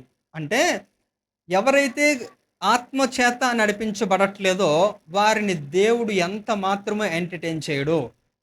ఆత్మ లేనివాడు నా వాడు కాదు అంటున్నాడు. అంటే ఆత్మ ఉన్నవాడు ఆయన వారు అవుతున్నప్పుడు, ఆత్మతోనూ సత్యముతో ఆయన ఆరాధిస్తున్నప్పుడు మనకు కలిగేది ఏంటట? ఆయనకి మనకి ఉన్నాక సంబంధం ఉంటది. హల్లెలూయా! ఇది. ఇంకొకటి చూద్దాం. ఇంకేంటట? మనం ఏం పొందుకుంటాం అంటే బలాన్ని పొందుకుంటాం. చూడండి ఒకసారి అపోస్తలుల కార్యంలో 1:8 చూస్తే, అయినను పరిశుద్ధాత్మ మీ మీదకి వచ్చినప్పుడు మీరు శక్తి నొందెదరు కనుక మీరు యెరూషలేములోను యూదయ సమరయ దేశమంతట అంతటను భూదిగంతం వరకు కూడా ఏం చేస్తున్నారట? వారు సాక్షార్థులు అయిపోయారట. దేవుని యొక్క సాక్ష్యాన్ని వారు కలిగించారు. దేవుని యొక్క వార్తని ప్రకటించగలిగారు. ఇంక అంతేకాదు, ఆ రెండో వచనంలో కూడా రెండో వచనం ఇది కంటిన్యూ చేస్తావా ఏంటి? లేదు, ఓకే, రైట్. ఇక్కడ చూడండి, అందరూ పరిశుద్ధాత్మ నిండిన వారే, ఆత్మ వారికి ఏమొచ్చిందట? వాక్శక్తి అనుగ్రహించారు. అంటే ఆరాధనలో ఉంటున్నప్పుడు కొంతమంది ఇక్కడ ఇంగ్లీష్ కూడా మాట్లాడుతుంటారు. నేను విన్నాను కదా. ఆ ఆ తర్వాత అడిగితే వాళ్ళు తెలియదు. ఏమన్నామంటే తెలియదు. అంటే వాక్శక్తి, భాషలో మాట్లాడుతూ ఉంటారు అలాగా. అంటే ఇవన్నీ కూడా ఆరాధనలో మీకు కలిగే లాభాలండి. అయితే మీరు అనొచ్చు, ఆయన భాషలో మాట్లాడితే దానివల్ల నాకు అర్థం కావట్లేదు కదా! ఆయన ఎందుకు భాషలో మాట్లాడాలంటే, ఆయన వ్యక్తిగత, ఆధ్యాత్మికంగా ఆయన ఉన్నతానికి అది పనికొస్తది. ఇంకా దేవుని యొక్క మర్మములు ఆయనకి బోధించబడతాయి. ఇది ఒక పెద్ద సబ్జెక్టులండి. భాషల గురించి ఎప్పుడైనా మనం మాట్లాడదాం సమయాన్ని చూసుకొని. సీరీస్ చేద్దాం. అప్పుడు మీకు ఒక అవగాహన ఉంటది. అసలు ఎన్ని భాషలున్నాయి? ఎవరికి ఏ భాష దేవుడు అనుగ్రహిస్తాడు? మనం అడిగితే ఇస్తాడా? ఇవ్వడా? ఇయన్నీ గూడా మనం తెలుసుకోవాలి. ఆ క్లారిటీ ఉంటేనే మీరు చేయొచ్చు. లేదంటే ఊరికనే మీరు కామెంట్ చేశారనుకోండి, అంతే సంగతి మీ పని. మొదటి యోహాను 5వ అధ్యాయము ఎక్కడికెళ్ళిపోతారో 14, 15కి వెళ్ళిపోతారన్నమాట. అందులో 2 ఒకటేంటట? మరణకరమైనది, మరణకరము కాని పాపము. మరణకరము కాని పాపములోకి ఎవరెళ్ళిపోతారంటే, కృపకు మూలముగు ఆత్మను తృణీకరించిన వాడు, అంటే పరిశుద్ధాత్మను దూషించిన వాడి పని అయిపోయినట్టే. కనుక మనకి విషయం తెలుసుకోకుండా వెళ్ళిపోకూడదు. కనుక ఇక్కడ ఇలాగ ఇంకోటేంటట? ఇయన్నీ కూడా ఆత్మలో మనకి ఏమొస్తదట? పరిశుద్ధాత్మలో మనం ఉంటున్నప్పుడు, మనం దేవుని ఆరాధిస్తున్నప్పుడు మనకి కలిగే యొక్క ప్రయోజనాలు ఇవన్నీ కూడా మంచి లాభాలు. అయితే మరి బైబిల్ గ్రంథంలో ఎవరన్నా ఆరాధించారా దేవుణ్ణి? చేశారా? రాను కూడా చూసేద్దాం కదా. మొదటి సమూయేలు గ్రంథంలో చూస్తే ఇక్కడ 16వ అధ్యాయంలో 14-16లో చూస్తే అక్కడ దావీదు అనే ఒక రాజు, ఒక చక్రవర్తి. అయితే అప్పటికి ఆయన రాజు కాదు. ఆయన ఒక గొర్రెల కాపరిగా ఉంటున్న స్టేచర్లో అప్పటికి ఇక్కడ సౌలు అనేవాడు అప్పటికి రాజుగా ఉన్నాడు. ఆయనకి ప్రభు యొద్ద నుండే ఒక దురాత్మ బయలుదేరేది. ఆయన ఏం చేస్తారట, బాగా అల్లాడించేస్తూ ఉంటుంది అనమాట. దురాత్మ చేత ఆయన పీడించబడుతున్నప్పుడు అక్కడున్న వారు ఈ యొక్క దావీదు గురించి ఒక మాట చెప్పారు. చమత్కారంగా సితార వాయించేవాడు ఒకడు ఉన్నాడు, మనం తీసుకొస్తే పని అయిపోద్ది అని చెప్పినప్పుడు ఆ యొక్క దావీదుని తీసుకొచ్చారు. ఆయన వాయిస్తూ ఆరాధన చేస్తున్నప్పుడు అది దురాత్మ పారిపోయేది. అంటే ఇక్కడ గొర్రెల కాపరిగా ఉంటున్నప్పుడే దావీదు ఆరాధికుడు. ఆయన ఆరాధించినప్పుడు అద్భుతములు జరిగాయి. అంతేకాకుండా చూడండి, కీర్తనలో 119 164, అలాగే కీర్తనలు 55-17లో చూస్తే అక్కడ 2 సందర్భాలు ఉంటాయి. ఒకటి ఏంటంటే, నీ న్యాయ విధులను బట్టి దినమునకు 7 మార్లు నేను నిన్ను స్తుతించున్నాను అంటున్నాడు. ఇక్కడ సాయంకాలము, ఉదయము, మధ్యాహ్నం అంటే 3 పూటలు ఆయన ప్రార్థన చేస్తున్నాడు. ఇక్కడ 7 సార్లు ఆరాధన చేస్తున్నాడు. అయితే ఇందాకల గొర్రెల కాపరి ఉన్న పొజిషన్లో ఆయన చేశాడు అది. ఇది రాజుగా అయినప్పుడు చేశాడు.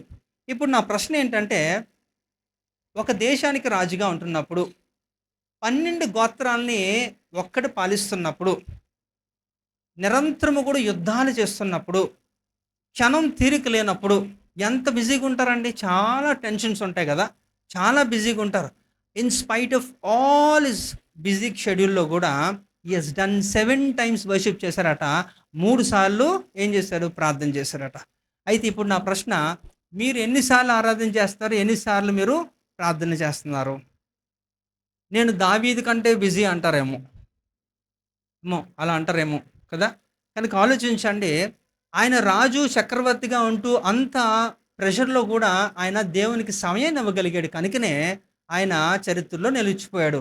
అంతేకాకుండా దేవుడి చేత స్వయంగా సాక్ష్యం కూడా పొందుకున్నాడు. అపోస్తలుల కార్యం 13-22 ఏముందట, ఇష్టానుసారుడు, హృదయానుసారుడు, నా ఉద్దేశమును నెరవేర్చువాడు అని దేవుడే ఆయన గురించి సాక్ష్యం ఇవ్వడానికి కారణం ఏంటంటే, he has spend enough time to God కదా. దేవుని యొక్క సన్నిధిలో ఆయన సమయాన్ని ఆయన వెచ్చించాడు. కానీ మీరు సామాన్యుల రాజులా, సామాన్యుల చక్రవర్తులా, సామాన్యుల అధికారులా? మీరు సామాన్యులు, కానీ మీకు టైం ఉండదు కదా. మీరు ప్రార్థించడానికి టైం ఉండదు, ఆరాధన చేయడానికి టైం ఉండదు, సంఘానికి సమయానుకూలంగా రావడం కూడా మీకు టైం ఉండదు. ఎప్పుడు చూసినా నిరంతరం బిజీయే కదండి. కాబట్టి మీరు ఆలోచించుకోండి మీ పరిస్థితి ఏంటో. So this is not fair. ఇక్కడ చూస్తే ఆయన ఉన్నతంగా చేశాడు. ఎవరట, దావీదు చక్కగా దేవునికి ఆరాధించాడు. ఇంకా అపోస్తలుల కార్యం 16వ అధ్యాయము 25-26 చూస్తే అక్కడ కూడా ఒక 2 వ్యక్తులు కనబడతారు. అయితే మధ్యరాత్రి వేళ పౌలును శీలయు దేవునికి ప్రార్థించుచు కీర్తనలు పాడుచుండిరి, ఖైదీలు వినుచుండిరి. అప్పుడు అకస్మాత్తుగా మహాభూకంపము కలిగెను, చెరసాల పునాదులు అదరెను, వెంటనే తలుపులన్నీ తెరుచుకొనెను, అందరి బంధకములు ఊడెను. ఏంటంటే అది స్టోరీ? పౌలు శీలలు ఎవరండి? భార్య భర్తలు కదా. ఎవరాళ్ళు ఇద్దరు? ఎవరాళ్ళు? సరే చెప్పండి. సేవకులా? అలా కాదు, స్పెసిఫికేషన్ ఉండాలి కదా. ఎవరమ్మా ఇద్దరు? పౌలు శీలలు ఎవరు? స్నేహితులా? అయ్యి బాబాయ్, గలతీయులకు రాసిన పత్రికలో అపోస్తలుడు పౌలు గారు తన బాధను వ్యక్తం చేస్తారు కదా. ప్రసవ వేదన కలుగుతుందట, మూలపాఠాల్లోకి వెళ్ళిపోతున్నారట. మళ్ళా ఇప్పుడు అదే పరిస్థితి మాకు కూడా. బేసిక్ కదండి ఇవన్నీ కూడా. ఎన్ని సంవత్సరాలు ఎవరట? గురు శిష్యుల? ఎవరో 2 మనుషులండి కదా. జత పనివారుగా ఎవరట? ఒక గురు శిష్యులుగా ఉంటూ ఆయన పనిలో చాలా ప్రధానమైన ఒక పని చేశాడు. ఎవరు? ఈ యొక్క శీల. అయితే ఇక్కడ మీరు గుర్తుపెట్టుకోవాల్సింది ఏంటంటే, వారిద్దరూ కూడా ఇది రెండో మిషనరీ ట్రిప్‌లో జరిగిన ఈవెంట్ ఇది. 3 మిషనరీ ట్రిప్పుల్లో రెండో మిషనరీ ట్రిప్‌లో వారు ఎళ్తున్నారు. అలా బయటికెళ్తున్నప్పుడు ఆ స్థలంలో ఒక పూతోను అనే ఒక దయ్యం, దానికి ఒక 8, 12 సంవత్సరాలు ఉంటాయి ఆ చిన్న పిల్లకి. దానికి 12 సంవత్సరాల నుంచి కూడా ఆ దయ్యం పట్టి పీడించబడుతుంది. ఎవడు వదిలించట్లేదు. యజమానికి మంచి లాభం తీసుకొస్తుంది. మనకు తెలిసిన స్టోరీయే కదా! అలాంటి సందర్భంలో ఎప్పుడైతే వాళ్ళిద్దరూ నడుచుకొని వెళ్ళిపోతున్నారో, వారి పని వాళ్ళు చేసుకుంటున్నారు. వాళ్ళెళ్లి మాట్లాడలేదు, ఏం చేయలేదు. కానీ ఆ దయ్యం ఎప్పుడైతే వీళ్ళిద్దరిని చూసిందో, సర్వోన్నతమైన దేవుని ఇలా మాట్లాడుతూ, ఇలా సంబోధించి, వారి గురించి ఈ యొక్క దెయ్యం సాక్ష్యం చెప్తుంది. ఇంకా ఈయన ఎళ్లి దగ్గరికెళ్లి ఒక మాట చెప్పి విడిచి వెళ్ళిపో అన్నాడు గాని, ఏం గద్దించలేదు, పేర్లు అడగలేదు, ఈ యొక్క ఆధార్ కార్డ్ నంబర్ అడగలేదు, పాన్ కార్డ్ డీటెయిల్స్ అడగలేదు, ఏమి లేదు. ఇవన్నీ కూడా జస్ట్ ఒక మాట ఆడితే అది పడిపోయింది. అది పడిపోయింది కాబట్టి ఎప్పుడైతే తన యజమానికి ఇన్ని సంవత్సరాలు లాభం తీసుకొచ్చింది కనుక, ఇప్పుడు దెయ్యం పోయింది. ఇంకేం చెప్పట్లేదు. యజమాని కోపమొచ్చి ఏం చేశారంటే, యజమాని శుభ్రంగా అక్కడ కొంతమంది జనాలు తీసుకొని పౌలు శీలని శుభ్రంగా కొట్టి, ఆ తర్వాత మరలా రోమా ప్రభుత్వంలో వారికెళ్ళి కంప్లెయింట్ కూడా చేశారు. ఎందుకంటే సువార్త చేస్తున్నారు. ఎందుకంటే సువార్త నిషేధం కాబట్టి. వాళ్ళొచ్చి సైనికులొచ్చి వాళ్ళు కూడా వీళ్ళని కొట్టి తీసుకొనెళ్ళి లోపలేశారు. లోపలేస్తే ఈళ్ళు చేస్తున్న పనిది. ఏం చేస్తున్నారట? ఇప్పుడు నా ప్రశ్న ఏంటంటే, మీరు ఎప్పుడు చక్కగా ఆరాధన చేయగలరు? మనసు బాగున్నప్పుడు గదా! కదా! కొంతమంది చర్చికి ఎందుకు రావట్లేదనంటే మనసు బాలేదట. ఆ! ఇదే ప్రశ్నలు. ఇయే ఆన్సర్‌లు. ఎందుకు రాలేదు అంటే, గుండె చెదరిన వారిని ఎవరు బాగు చేస్తారండి? ఇందాకల చదివారు కదా! 120, 147, 3, 4 వచనాల్లో చదివారు కదా! మరి బాగు చేసే వారి దగ్గరికి రావాలి కదా! మీరు చెప్పే కారణమే రాకపోవడానికి ఏం కారణం అంట? ఇది. మనసు బాలేదు. ఇంకేదో బాలేదు కదా! కనుక ఇక్కడ మీరు చూడండి, సంతోషంగా ఉంటున్నప్పుడు చాలా ఎక్సైట్‌మెంట్‌తో దేవుడిని స్తుతిస్తూ, ఘనపరుస్తూ, మహింపరుస్తూ ఆరాధన చేస్తారు గానీ, బాలేనప్పుడు ఎవరు చేయడానికి ఇష్టపడరు. కానీ ఈళ్ళు చేస్తున్న పని ఉల్టా. మొత్తం అంతా కూడా వాళ్ళిద్దరిని కూడా ఎంతగా కొట్టారంటే రక్తం కారుతుందట వాళ్ళకి. అలాంటి పరిస్థితుల్లో మళ్ళా వాళ్ళకి ఫ్రీడమ్ గూడా లేదు. కొట్టేసిన తర్వాత చేతులు, కాళ్ళకి బొండలు వేశారట. సంకెళ్ళున్నాయి వాళ్ళకి. అలాంటి పరిస్థితుల్లో కూడా వారు దేవుడిని ఆరాధిస్తున్న చెరసాల పునాదులు అదిరిపోయాయి. హల్లెలూయా! మహాభూకంపం నేను చెప్పాను నిన్న గూడా. 5 మహాభూకంపాలు బైబిల్ గ్రంథంలో రికార్డ్ అయిన దాంట్లో ఇదొకటి. కాబట్టి అలాగా అయిపోయినప్పుడు అన్నీ కూడా గోడలన్నీ పడిపోయాయట. అన్నీ పడిపోతే సాధారణంగా ఖైదీలు ఏ చిన్న అవకాశం దొరికినా తప్పించుకుందాం అనుకుంటారా లేదా? కదా! ఎప్పుడైనా తప్పించుకున్నారేటి? ఆ! కదా! అలాగ అయితున్నప్పుడు ఎవ్వడు ఒక్కడు కూడా బయటికెళ్ళలేదు. ఎవ్వరు ఒక్కడు బయటికెళ్ళదట. కారణం ఏంటంటే, వారందరూ గూడా ఏం చేస్తున్నారట, ఆరాధన వారు చేస్తున్నప్పుడు, ఆ పాటలు వింటున్నప్పుడు తన్మత్యం చెంది వాళ్ళందరూ గూడా ఇమిడిపోయారట. ఇంకా జైలర్ ఏం చేశారంటే, కత్తి తీసుకొని ఇంకా తన్ను తను చంపుకుందాం అనుకున్నాడు. ఎందుకంటే, ఆ ఖైదీల బాధ్యతంతా జైలర్‌ది కాబట్టి, ఎవరికి ఏది జరిగినా సరే ఈయన్ని పట్టుకొని నిన్ను చంపేస్తారు. కాబట్టి ఆయన భయపడి ఏం చేశారంటే, చచ్చిపోదాం అనుకున్నప్పుడు పౌలుని ఏ హాని చేసుకోవద్దు అని చెప్పి మేమందరం ఇక్కడే ఉన్నాం. ఇగో చూసుకో, లెక్క చూసుకో అంటున్నప్పుడు ఆళ్ళకి ఆశ్చర్యం కలిగింది. వెంటనే అర్ధరాత్రి అప్పుడే ఏం చేశారట, కాళ్ళ మీద పడిపోయాడు. మోకాళ్ళ మీద ఉండి ఆయన ఏంటిదంతా అని అడిగినప్పుడు సువార్త ప్రకటించాడు. సువార్త ప్రకటించి రక్షణ పొంది వెంటనే ఈ రక్షణ నాకే కాదు, నా ఇంటి వారికి కూడా కావాలని చెప్పి అర్ధరాత్రి ఇంటికి తీసుకొనెళ్ళి గాయాలు కడిగి ఏదైతే ఏ యొక్క అధికారితో కొట్టాడో ఆ అధికారే మళ్ళా గాయాలు కూడా కడిగి మందు పెట్టి ఆళ్ళ ఇంట్లో వాళ్ళందరిని కూడా సమకూర్చి, వాళ్ళందరికీ కూడా రక్షణ సువార్తను వినిపించి బాప్తీసం పొందారు. హల్లెలూయా! అంటే ఇక్కడేంటి దాని అర్థం? ఇప్పుడు బంధకముల నుంచి వారు విడిపించబడ్డమే కాకుండా అద్భుతం జరిగింది. వారందరూ కూడా రక్షణలోకి వచ్చేసారా లేదా? అంటే ఆరాధన వలన ఏం జరుగుతది? ఇయన్నీ జరుగుతాయి కదా! ఇవన్నీ కూడా. ఇంకొకటి చూద్దాం. దానియేలు గ్రంథం 3వ అధ్యాయము 20-26 వచనాల్లో షడ్రక్, మేషక్, అబేద్నెగో ఈ ముగ్గురిని కూడా ఏం చేశారట? లోపల వేశారు. అగ్నిగుండంలో వేసినప్పుడు ఎంతమందినేశారండి? ముగ్గురే. కానీ కనపడింది నలుగురు. ఆ వేసినోళ్ళు కూడా ఏం చేశారట? ఆ ఏడింతలు అగ్ని రాజేసినప్పుడట ఆ metals and shuttles were melted అంటారు. ఇంగ్లీష్‌లో చక్కటి పదాలుంటాయి. కారణం ఏంటంటే వారు కూడా బలశాలులు విసిరారట లోపలికి. ఆళ్ళు ఆ వేడికే కాలి చచ్చిపోయారట ఆళ్ళు. మరి ఆ లోపలికి వెళ్తే ఏడంతులు ఉంది కదా! మరి వాళ్ళు ఎలాగైపోవాలా? అంటే సగం దారిలోనే వారు కాలిపోయి చచ్చిపోవాలి ఇసురుతున్నప్పుడే కదా! కానీ వాళ్ళు హ్యాపీగా లోపల ఎంజాయ్ చేస్తున్నారు. వారందరూ కూడా ఏం చేస్తున్నారట? ఆరాధన చేస్తున్నారు. నాలుగో వ్యక్తిగా దేవుడు కూడా కలిసి చేస్తున్నారు కదా! అంటే ఇక్కడ చూడండి అద్భుతములు ఏదో ఏదో మనం రాసుకున్న కథలు కాదండి. బైబిల్ అంతా కూడా సత్యము. కల్పిత కథలన్నీ కూడా వేరే ఉంటాయి. కానీ ఇందులో అలాంటి ఏముండవు. కాబట్టి ఆరాధన ఎవరు చేశారంటే వీళ్ళంతా కూడా చేశారండి. పౌలు శీలలు చేశారు, దావీదు చేశాడు, షడ్రక్ మేషక్ అబేద్నెగో చేశారు. వీళ్ళందరూ కూడా బైబిల్ గ్రంథంలో రికార్డెడ్ ఎవిడెన్సెస్ ఉన్నాయి. ఇవన్నీ కూడా వీరు ఆరాధన చేసిన వారు. వారికి గొప్ప అద్భుతాలు దేవుడు చేశాడు. వారికి కాదు, ఈరోజు నీకు కూడా చేస్తాడు. అయితే మనం నిజమైన ఆరాధికులుగా మనం చేస్తేనే, దేవుడు కోరుకున్న ఆరాధన మనం ఆయనకి ఇవ్వగలిగితేనే, ఆత్మతోనూ సత్యముతోనూ చేయాలట, ఒక స్పందన కలిగి చేయాలట, ప్రత్యక్షతతో చేయాలట, ఇంకా ఒక సంబంధంతో చేయాలి.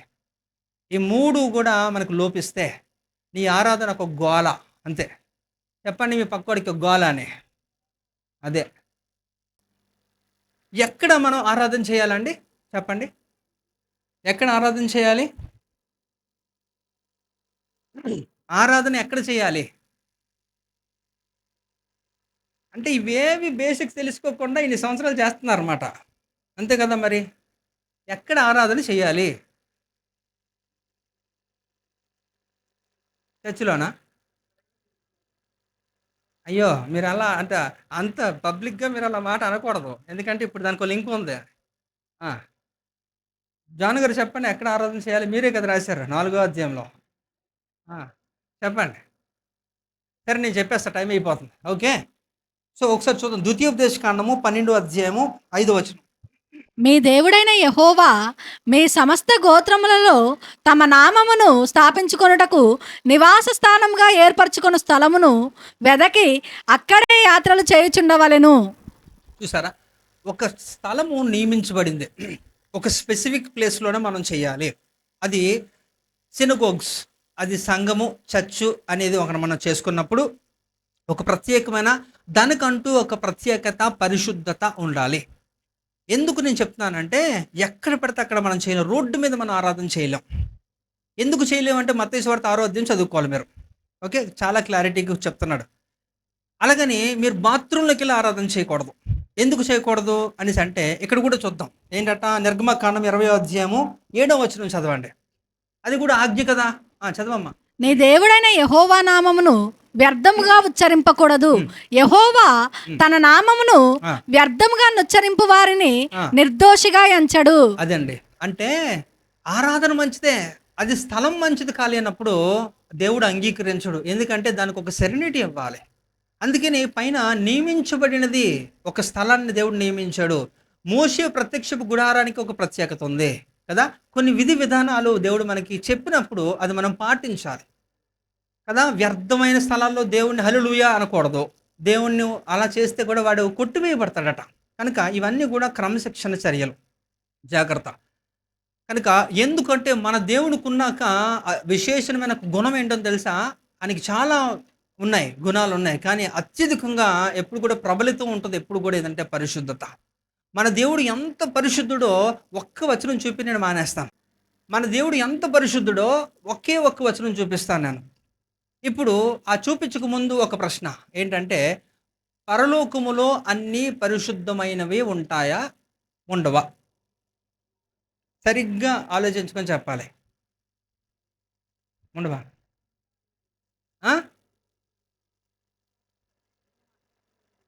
పరిశుద్ధంగానే ఉంటాయా? మీరే చెబుతున్నారు చూడండి. మళ్ళీ మీరే సమాధానం చెప్పాలి. పరలోకములో అన్నీ పరిశుద్ధమైనవే ఉంటాయి, అసలు పరిశుద్ధత లేకుండా పరలోక ప్రవేశమే ఉండదు అని మనం చాలా విన్నాం కాబట్టి అలా రిజిస్టర్ అయిపోయింది. కానీ ఈ వచనాన్ని ఒకసారి గమనించండి. యోబు గ్రంథం 4వ అధ్యాయము 18వ వచనం చదవండి. ఆయన తన సేవకులను నమ్ముటలేదు, తన దూతల యందు లోపములు కనుగొనుచున్నాడు. దూతలు ఎక్కడ ఉంటాయండి? ఎక్కడ ఉంటాయట? పరలోకంలోనే ఉంటాయి. దూతలు పరిశుద్ధమైనవే, అవి దేవుని చేత నిర్మించబడినవే కదా. కానీ మన దేవుడు ఎంత పరిశుద్ధుడు అంటే ఆ పరలోకములో ఉంటున్న ఒక దూతలలో కూడా లోపాలు కనుక్కునేవాడట. అంటే మన దేవుడు ఎంత పరిశుద్ధుడు కదా! అంటే ఇక్కడ మరి ఒక విధంగా చెప్పాలంటే మరి లూసిఫర్ ఎక్కడున్నదండి? అక్కడే కదా! అక్కడి నుంచి ఎక్కడికొచ్చాడు? మీ ఇంటికొచ్చాడు కదా! అని మీరే పిలుసుకున్నారు. కాబట్టి అంటే మన దేవుని యొక్క ఔన్నత్యత గురించి నేను చెప్తున్నాను. ఎంత పరిశుద్ధుడంటే దూతల్లో కూడా ఏమి కనుక్కుంటాడట? లోపాలు కనుక్కుంటాడట మన దేవుడు. అంత పరిశుద్ధమైన దేవుడికి ఎంత పరిశుద్ధంగా మనం ఆరాధించాలి? ఎంత నిజమైన ఆరాధన మన దేవునికి ఇవ్వాలి? అనేది ఈరోజు ఒక ప్రశ్న. కాబట్టి మీరు ఆరాధించాలంటే మనలో కావాల్సిన క్వాలిటీస్ ఏంటో మీరే చెప్పండి, నేను ముగించేస్తాను. చెప్పండి. మన దేవుడిని ఆరాధించాలంటే మనలో ఏం దేవుడు చూస్తున్నాడు? ఏం కోరుకుంటున్నాడు? ఆ! ఆ! ఇంకా ప్రత్యక్షత, ఇంకా సంబంధం కోరుకుంటున్నాడు. తర్వాత ఆయన ఆరాధించేవారు ఆత్మతోనూ, సత్యముతోను. ఇప్పుడు ఇవన్నీ కూడా చేసి నీలో సత్యం ఏమాత్రం లేకుండా, నువ్వు యథార్థవర్తనుడిగా నువ్వు లేకుండా, నువ్వు ఆరాధించినప్పటికీ కూడా అది నీకు శాపం. నీకు శాపం అది. గుర్తుపెట్టుకోండి. కనుక దేవుడు కోరుకునేది దేవునికి ఇచ్చేయండి. నువ్వు అడగలేనిది దేవుడు నీకు ఇచ్చేస్తాడు. హల్లెలూయా! మరి సొలొమోను ఏం కోరుకున్నాడండి? తన ప్రజలను పరిపాలించడానికి నాకు కొంచెం జ్ఞానం ఇవ్వని అన్నాడు. అంతేనా? ఇంకేమైనా అడిగాడా? కానీ ఏమి ఇచ్చాడు దేవుడు? అన్నీ ఇచ్చాడు కదా! కనుక దేవుడు అడుగుతున్నది మీరు ఇవ్వండి, మీరు అడగలేనిది దేవుడు ఇస్తాడు. అయితే ఇది సరైన ఆరాధన. ఇక చిన్న ఒక మంచి నిబంధన చేసుకుందాం. ఈ యొక్క వినినాక వాక్యము వృధాగా పోకుండా మన జీవితాలకి ఇది ఎంతో క్షేమముగా ఉండాలి. మన సంఘాలకి ఒక ఉద్యమం ఉండాలి. వ్యక్తిగతంగా మనము ఆధ్యాత్మికంగా ఎదిగేయడానికి ఇది అవసరత.